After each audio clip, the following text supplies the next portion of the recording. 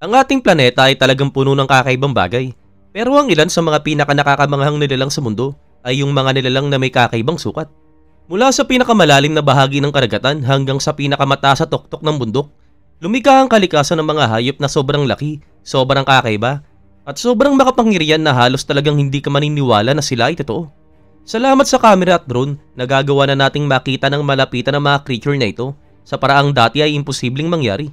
At sa ngayon, bibilangin natin ang ilan sa mga pinakamalalaking hayop na nahuli sa camera. Pero bago natin simulan yan, kung bago ka pa lamang sa aming channel, huwag mo sana kalimutan na mag-subscribe para naman lagi kang updated sa mga ganitong uri ng video. Number 15. Shoebill Stork. Nakakita ka na ba ng ibon na parang may giyera sa paligid kahit tunog pa lang ng sigaw niya? Yan mismo ang Shoebill Stork. Ang huni nito ay parang putok ng baril, kaya naman hindi lang ito mukhang nakakatakot, tunog kaguluhan pa talaga. Tumataas ito ng halos 4 hanggang 5 talampakan at mayroong pakpak na umaabot ng halos 8 talampakan ng lapad at parang creature na galing sa panahon ng mga dinosaur. Ang pinakakapansin-pansin sa creature na ito ay ang napakalaki at kakaibang tuka nito na hugis sapatos na halos 8 pulgada ang haba na parang sandatang ginawa para pumatay. Ginagamit nito ang higanting tuka para huliin ng isda, palaka, batang buhaya, at pati na rin maliliit na ibon, tapos dudurugin niya yun sa isang kagat lang. Ang mga shoebill ay talagang biyasang predator. Kayang-kaya nilang tumayo nang hindi gumagalaw sa loob ng matagal na oras, tahimik na naghihintay, hanggang bigla na lang silang umatake sa bilis na parang kidlat. Kapag umatake sila, parang jumpscare ng kalikasan. Bagamat kaya nilang lumipad, mabagal at mabigat ang paggaspas ng kanilang pakpak, na lalo pang nagbibigay sa kanila ng sinaunang itsura. Kaya naman hindi na nakapagtataka kung bakit tinatawag silang living fossils. Sa kasamaang palad, nangangarib na rin sila sa ngayon. Unti-unti nang naglalaho ang kanilang tirahan sa mga latian ng silaang Afrika dahil sa pagkasira ng kalikasan. Kaya naman kung sakaling makakita ka ng isa sa totoong buhay man o sa video, huminto ka muna saglit dahil nasasaksiyan mo ang isa sa mga pinakakakaiba at pinakanakakakilabot na ibon na nabubuhay sa mundo sa ngayon. Number 14. Aragon Bino, the Belgian Bull. Marami ka nang narinig na bodybuilder, pero nakakita ka na ba ng baka na parang galing sa gym? Yan mismo si Aragon Bino, na madalas tawaging pinakamakisig at pinakamalupit na toro sa buong mundo. Si Aragon ay isang Belgian Blue, isang lahi ng baka na kakaiba sa lahat. Kilala sila sa tinatawag na double muscling, isang bihirang genetic mutation na nagiging sanhi ng walang tigil na paglaki ng kalamnan na parang wala silang off-switch sa muscle growth. Ang resulta ay malalaking balikat, makakapal na likod, umbok-umbok na hita, at katawan na parang di ginawa ng kalikasan. Hindi lang basta naglalakad si Aragon, naglalakad siya na parang buhay na tangke. Talagang kitang-kita sa katawan niya ang bawat linya ng kalamnan na parang professional na atleta. Ang mga Belgian Blue Bulls gaya ni Aragon ay maaaring tumimbang ng mahigit 2,000 pounds at mayroong kaunting taba kaysa karaniwang baka. Pero may kapalit ito, sa sobrang laki nila, madalas ay kailangan ng C-section ang paraan ng panganganak ng mga inahin dahil delikado ang natural delivery. Kahit may ganitong mga hamon, paborito pa rin ng mga Belgian Blue sa industriya ng karne dahil sa bilis at tibay ng paglaki nito. Pero si Aragon ibang usapan. Siya ay tunay na halimaw ng kalamnan at lakas, isang buhay na simbolo ng kapangyarihan ng kalikasan. Number 13. The Giant Otter. Ngayon, ito ay isang eksena na hindi mo araw-araw nakikita. Isang jaguar na natatalo sa laban-laban sa isang otter. Sa mga wild na latayan ng Timog Brazil, nakuhanan ng mga researcher ang isa sa mga hindi kapanipaniwalang tagpo. Dalawang babaeng jaguar, sila Madrosa at Jaju, ay nakakita ng tila madaling biktima. Isang nag-iisang higanting otter. Pero ang sumunod na nangyari ay talagang labis na ikinagulat ng lahat. Sa halip na tumakbo, inarap ng otter ang mga jaguar at sa loob lamang ng ilang segundo, dumating ang buong grupo niya. Ang mga giant otter ay kayang umabot ng hanggang 6 na talampakan ng haba at mayroong bigat na humigit kumulang 75 pounds. Mabilis sila, babangis at talagang likas ang mandirigma sa tubig. Dahil sa mahaba at makinis nilang katawan at mga paang may webbing, sila ay mga biyasang manlalangoy at mga bihirang mga ngaso. Itinuturing ng mga katutubong tribo sa riyon na water jaguar sa mga otter dahil sa paraan ng kanilang pangangaso, paggalaw, at kung paano nila pinoprotektahan ang kanilang pamilya. Nabubuhay sila sa mahigpit na samahan na tinatawag na rough, parang isang pamilya na laging handang lumaban kapag mayroong panganib. At yun mismo ang nangyari dito. Sama-sama nilang pinatras ang dalawang jaguar, isa sa mga pinakarespetado at pinakakinakatakutang mandirigit sa buong Amerika. Hindi lang nila ipinagtanggol ang kanilang teritoryo, sila mismo ang naghahari rito. Ang isang pangkaraniwang pangangaso ng Jaguar ay nauwi sa isang makapangyarihang aral ng pagkakaisa at tapang. At sa sandaling yon, hindi sa mga pusa ang ilog, kundi sa mga otter. Number 12, The Giant Rabbit. Kapag iniisip mo ang kuneo, malamang na ang nasa isip mo ay isang maliit, malambot at madaling buhati na alaga. Pero maganda ka dahil si Darius ay ibang klase. Siya ay isang kuneo na sobrang laki na kaya niyang punuin ang buong sopa mo. Hindi ito karaniwang rabbit. Si Darius ay isang continental giant rabbit at noong 1 taon pa lamang siya, meron na siyang sukat na halos 3 talampakan at 8 pulgada ang haba. Ang mas nakakagulat pa, hindi pa siya fully grown noon. Ang tatay niya ay mas malaki pa at umaabot ang mahigit 4 na talampakan at mahigit 5 taong gulang na. Pero mabilis na humahabol si Darius at naniniwala ang tagapag-alaga niya na baka malampasan pa niya ang laki ng kanyang ama. Karamihan sa mga continental giant rabbits ay talagang malalaki ang sukat. Pero talagang bihira ang lumampas sa 3 talampakan at halos imposible ang umaabot sa 4 na talampakan. Kaya si Darius ay tunay na pambihira. Sa kabila ng kanyang sukat, nananatili siyang mabait, malambing at adorable gaya ng karaniwang alagang kuneho. Mahilig din siyang kumain ng gulay, magpahaplos at ngayon ay isa sa mga bituin sa mundo ng mga rabbit lovers. Number 11, Cassius the Crocodile. Isipin mong tumabi ka sa isang buhaya na mas mahaba pa kaysa sa isang kotse. Yan mismo si Cassius, ang pinakamalaking buhayang nabuhay sa pagkabihag. Mayroon siyang sukat na 18 talampakan ng haba at mayroong bigat na mahigit 2,900 pounds na talagang mas mabigat pa kaysa sa isang full-size pickup truck. Ganito kalaki si Cassius na kahit simpleng paggalaw lang niya, kayang-kaya niyang patindigin ang balahibo mo. Siya ay nakatira sa Australia sa isang espesyal na kulungan na ginawa talaga para sa kanya. At maniwala ka, hindi ito lugar na gugustuhin mong pasyalan kung ayaw mong malagay sa panganib. Ang mga buhaya ay isa sa mga pinakamakapangyarihang reptile sa mundo na may mga panga na kayang durugin ng kahit anong bagay at bilis ng kilos na parang kidlat. Pero si Cassius talagang ibang klase. Siya ay isang buhay na dinosaur, isang alamat ng mundo ng mga reptile. Talagang bihira sa tao ang makakita ng ganitong kalaking buhaya sa totoong buhay nila. At sa katunayan, mabuti na rin siguro yun. Dahil kapag nakatabi mo si Cassius, mabilis mo mapagtatanto ang isang bagay, hindi na ikaw ang nasa tuktok ng food chain. Number 10, Godzilla. Sabi nila ang aso ay man's best friend. Pero paano kung ang aso mo ay kasanlaki ng oso?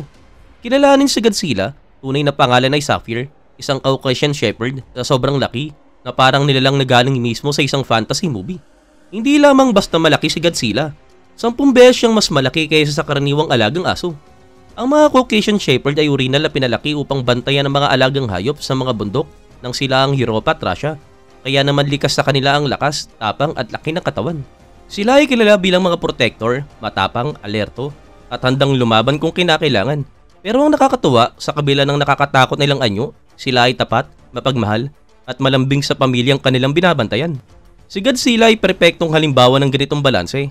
Siya ay nakatayo na mas matangkad pa sa mga tao, tapos ang susunod, mahimbing siyang nakahiga na nakasandal ang ulo sa kandungan ng kanyang amo, na parang higanting bantay na puno ng pagmamahal. Kapag makita mo siya sa tunay na buhay, parang hindi ka panipaniwala na totoo siya. Mayroon siyang paa na kasing laki ng isang plato, boses na kayang yumanig sa bintana, at presensyang kayang patahimikin ng sinumang estranghero. Pero sa ilalim ng lakas at tapang na yun, naroon ang isang puso na kasing laki ng kanyang katawan. Patunay na ang pinakamalaking higante ay may malambot at mabuting kaluluwa rin. Number 9, The Giant Squid. Ano kaya ang gagawin mo kung biglang may halimaw sa dagat na lumangoy sa tabi mo? Yan mismo ang nangyari nang makita ang isang higanting pusit na lumitaw malapit sa ibabaw ng dagat, isang bihirang tagpo na nagpatulala sa lahat ng nakakita. Karaniwan, ang mga giant squid ay nananatiling nakatago sa pinakamalalim na bahagi ng karagatan, sa lugar na hindi kayang marating ng tao.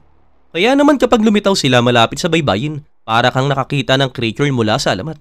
Ang pusit na ito ay mayroong tinatayang haba na halos 12 talampakan. At ayon sa mga eksperto, hindi pa ito ganap na adult. Ang mga ganap na higanting squid ay maaaring lumaki pa ng hanggang 40 talampakan o higit pa. Sa mga haba at kumikilos na mga galamay at sa mga matang kasing laki ng pinggan, hindi na nakapagtataka na ang ganitong klaseng creature ang pinagmula ng alamat ng Kraken. Ang dambuhalang halimaw na sinasabing nagpalabog ng mga barko. At kapag nakakita ka ng isa sa totoong buhay, madali mong maintindihan kung bakit naniniwala ang mga marinero noon. Kahit hindi naman umatake ang mga pusit na ito, sapat na ang biglaan itong paglitaw para mapahinto ang lahat. Mukha itong sinauna, makapangyarihan at puno ng hiwaga. Isang paalala na sa kalaliman ng karagatan, mayroong mga creature pang hindi pa natin lubos na nauunawaan. Number 8, The Giant Anteater. Sa kalikasan, talagang kahit ano ay pwedeng mangyari. At kung minsan, ang pinaka nakakagulat na sandali ay yung walang nangyari. Isang photographer sa malawak na pantanal wetlands ng Brazil ang tahimik na kumukuha ng larawan ng isang higanting anteater nang biglang mayroong lumitaw sa likuran. Isang lalaking jaguar na daang-daang lumalapit. Lahat ay inakalang lulusob ito, pero sa halip na umatake, tumigil lamang ito at tumingin. Ayon mismo sa mga mananaliksik, bira talagang habulin ng jaguar ang mga anteater. Mas gusto nila ang mas malalaking biktima tulad ng capybara, caiman at peccary. Mga hayop na mas maraming energy ang ibinibigay kapag nakain. At sa pagkakataong ito, talagang swerte ang anteater.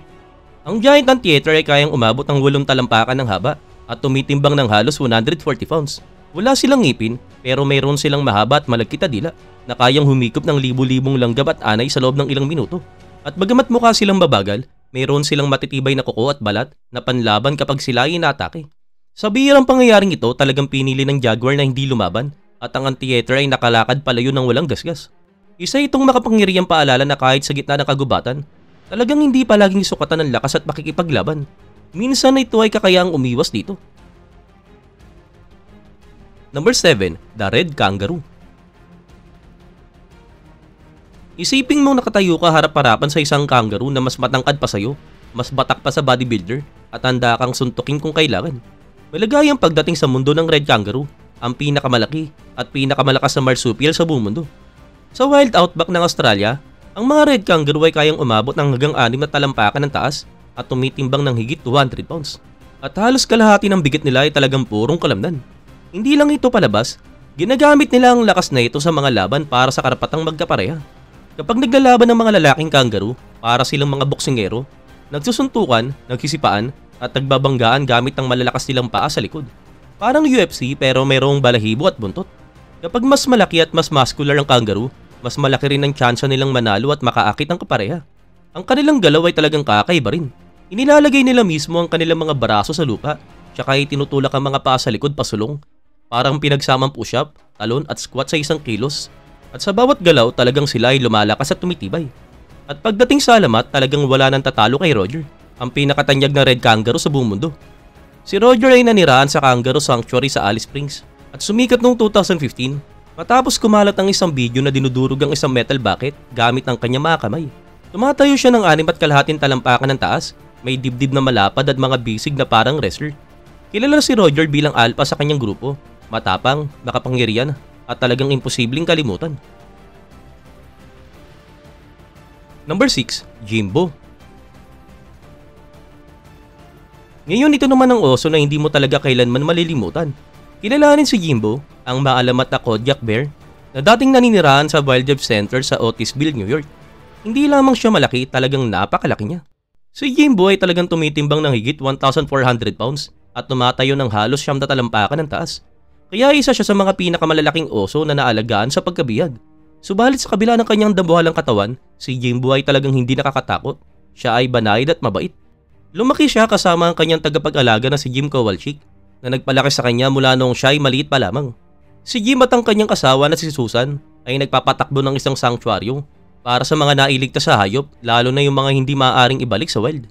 Si Jimbo ay higit pa sa isang kwento ng pagliligtas. Siya ay isang tunay na kaibigan. Ang mga video nila ni Jim na nagyayakapan, naglalaro at nag-aalagang parang aso ay nagpasaya sa milyong-milyong tao sa buong mundo. Hindi araw-araw makakakita ka ng oso na kasing laki ng kotse na umaasa na parang malaking alagang aso. Ang kanilang pagkakaibigan ay itinayo sa tiwala, panahon at pagmamahal. Patunay na kahit ang pinaka-wild na creature ay maaaring maging mabait at mapagmahal basta tratuhin mo sila ng may pag-unawa. Sa kasamaang palad, pumanaw si Jimbo noong 2018 sa edad na 24. Subalit para sa milyong-milyong nakakilala sa kanya online, hindi lamang siya isang oso, siya ay isang banayad na higanti at buhay na patunay ng kapangyarihan ng kabaitan. Number 5, Sus. Isipin mong pagpasok mo sa kusina, may asong tumatangkad ng hanggang lababo at umiinom diretso mula sa gripo nang hindi man lang tumatalon. Ganyan eksakto ang buhay kasama si Sus, ang pinakamataas sa aso sa kasaysayan ayon mismo sa Guinness World Record. Hindi lamang basta malaki si Sus, siya ay isang tunay na higante na umabot sa mahigit 7 talampakan kapag nakatayo sa 2 paa at tumitimbang ng halos 155 pounds. Dahil sa kanyang tangkad, hindi na niya kailangan ng mangkok para sa tubig. Diretso na lang siyang umiinom sa lababo na parang ginawa talaga yun para sa kanya. Kilala ang aso na ito bilang isang mabait, kalmado at gentle giant. Isa siyang paborito saan man siya magpunta at minamahal siya ng mga taong nakakakilala sa kanya. Sa kasamaang palad, pumanaw siya noong 2014 dahil sa katandaan.